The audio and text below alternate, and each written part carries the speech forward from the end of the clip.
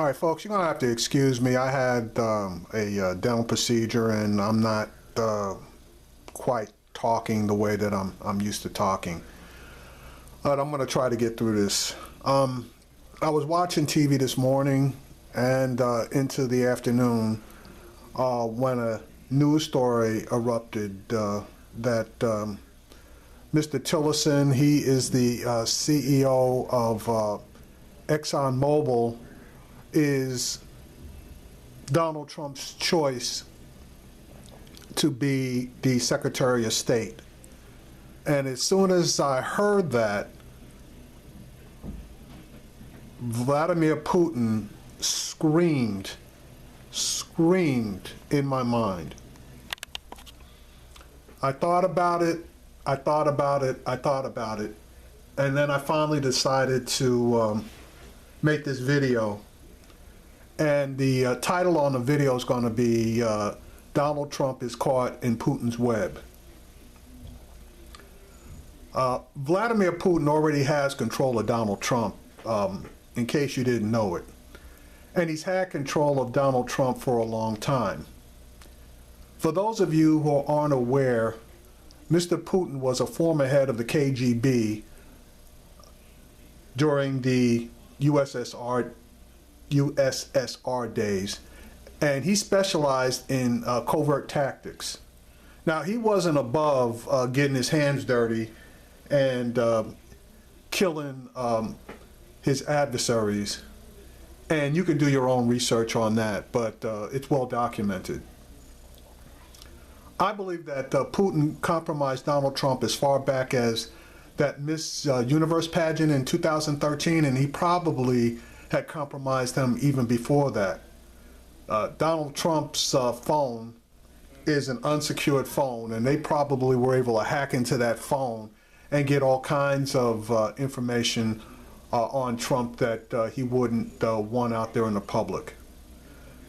So I believe that there was a reason that Trump took that event to Moscow, and it wasn't obviously out of the goodness of his heart. Donald Trump has proven over the years one thing and one thing only. He is all about Donald Trump first, last, and always.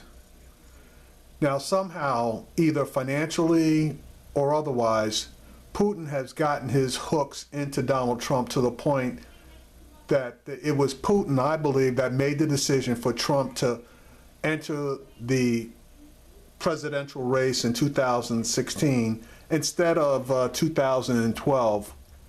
If you recall, he was making all kinds of hints in 2012, but Putin probably didn't give him the green light to get in there.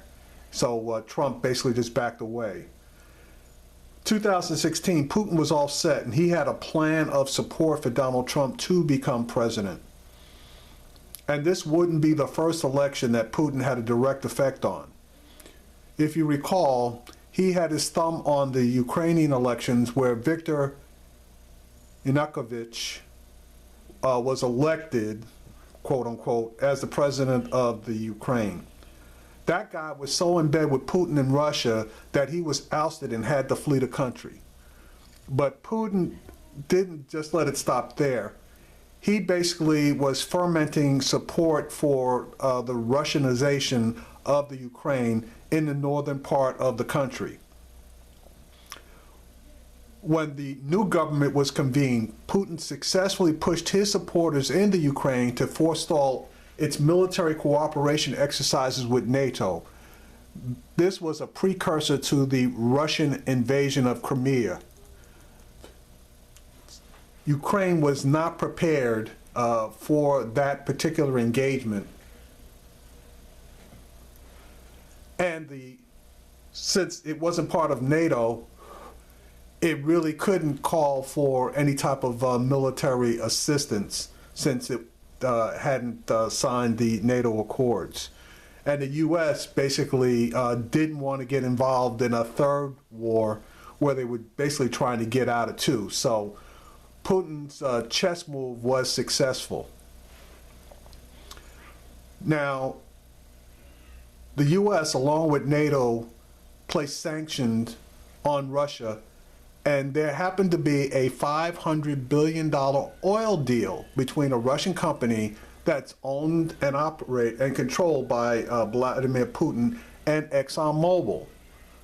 The person who negotiated that deal was Rex Tillerson, the current chairman and CEO of ExxonMobil. This is the same Rex Tillerson that Donald Trump has made his choice for Secretary of State. A coincidence? Somehow, I don't think so. Now, as far as Putin having his thumb on various scales, if you do a little research, you can see that the elections in the Netherlands were already affected by Putin, and France is next on his agenda. But we've jumped pretty far ahead.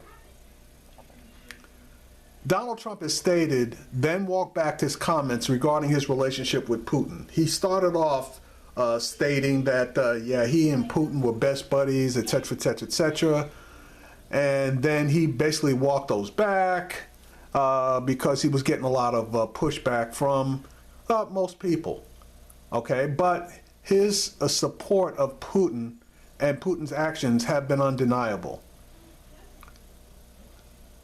I don't say that just pulling stuff out of the air. You can go back and do your own research regarding the various statements that he's made. You can also look at what Trump and his people did as far as the drafting of the RNC platform. The Trump people struck from the RNC platform any sanction language against Russia. A lot of people thought that was odd at the time, but they didn't have any basis for suspicion. Enter Paul Manafort. Paul Manafort has had an indirect relationship with Putin throughout the years via his association, if not outright employment, by Viktor Yanukovych. Payment ledgers were uncovered by the current Ukrainian government showing millions of dollars going directly to Mr. Manafort from the former president. Shortly after that fact was uncovered, Mr. Manafort was dismissed from the Trump campaign, but his mission had already been accomplished. With Manafort gone, the foreign control story dies and the Putin connection is ignored. It should be noted that Mr. Manafort has returned to the Trump camp and has been advising Donald Trump since prior to the election, although Trump denies it. Russia undoubtedly has hacked Donald Trump and more than likely has damaging information on him. They've also hacked the DNC and John Podesta, and that's publicly released information.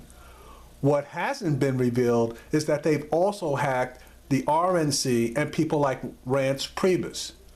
They utilized the hacked information by providing it to WikiLeaks, who was more than happy to use the information to attack Hillary Clinton, who they also have an axe to grind. But they've held in reserve the hacked information from the RNC and people like Rance Priebus.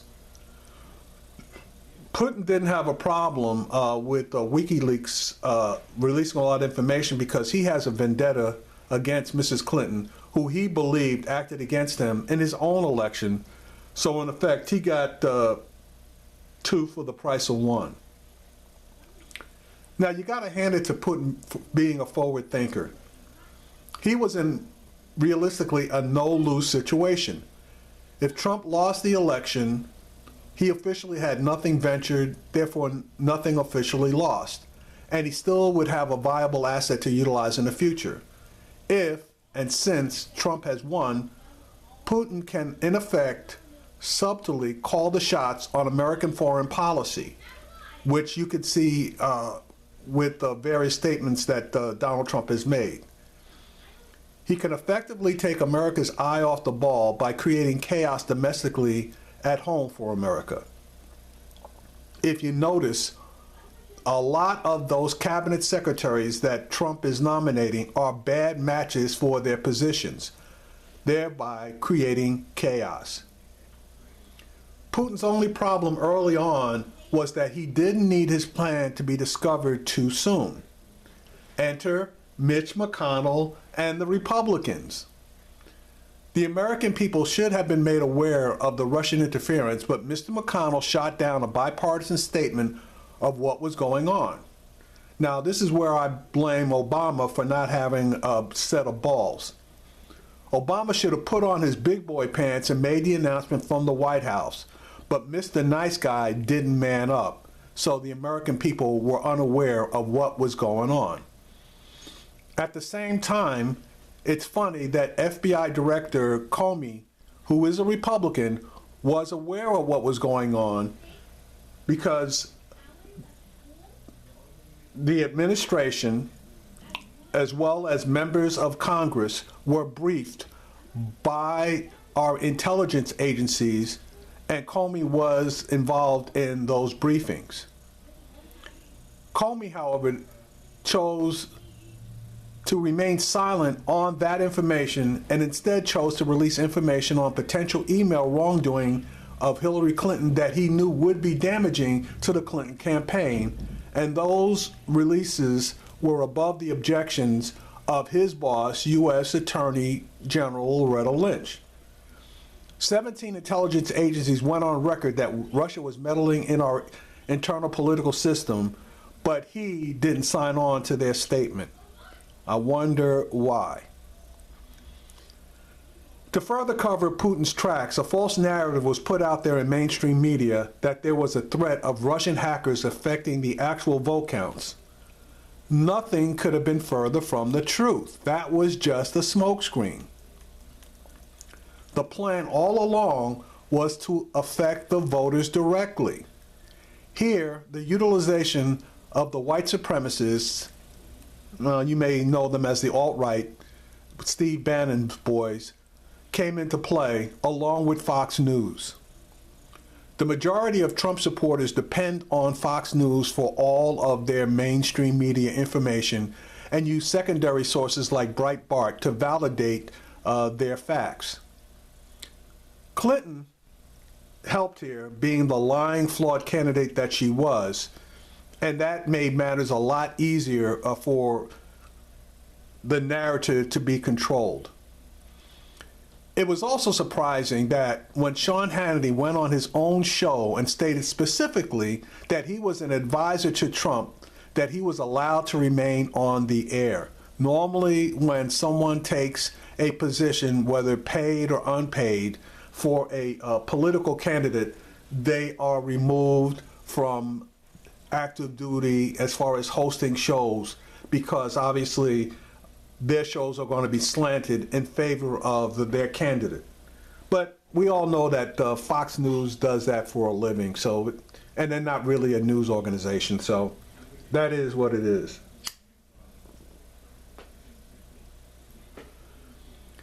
Also, it should be noted that Donald Trump, even after he won the election, has appeared on very few, actually he's only appeared on one interview and has done no press conferences. The only place that you would possibly see Donald Trump is on Fox News. He disappeared from all of the other cable news channels.